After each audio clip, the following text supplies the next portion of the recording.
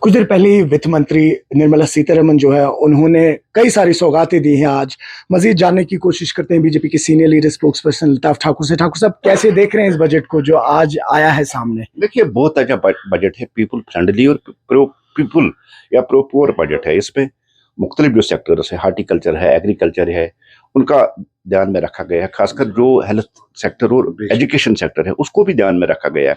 और एक आम आदमी जो टैक्स अदा करता है, जो 7 लाख था उसको 12 लाख तक कर दिया गया। उससे भी जो मिनिमम लोग हैं उनको भी फायदा पहुंचे। और साथ साथ उसमें जो यूरिया प्लांट का भी कहा गया कि कभी यूक्रेन से हमें खाद मंगानी पड़ती थी, जो बहुत ज्यादा जरूरत थी यहाँ इंडिया को लिए, वो प्लांट भी यहाँ खोलने जा रहे हैं। अब टोटल मिला के अगर हम कहेंगे तो बहुत एक मिसाली बजट है, जिस बजट से आम लोगों को भी फायदा पहुंचेगा। खासकर वुमेन एम्पावरमेंट की बात की गई है, या आईए आर्टिफिशियल इंटेलिजेंस की बात की गई। एक टोटल मिला के अगर हम इस बजट पे बात करें तो एक पीपल्स फ्रेंडली बजट है, प्रो कॉमन मैन का बजट है। बहुत अच्छा बजट है, मिसाली बजट है।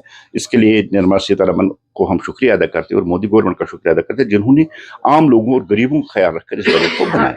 बहुत शुक्रिया। तो आपने सुना, बीजेपी के सीनियर लीडर कह रहे हैं कि प्रो पीपल है, फ्रेंडली बजट है। कहीं ना कहीं जो एक मध्यम वर्ग तबका था, जिसे हम मिडिल क्लास कहते हैं, उनके लिए काफी बेहतरीन है। न्यूज़ 18 के लिए आफाक शाह के साथ श्रीनगर से मैं सरोज कफूल।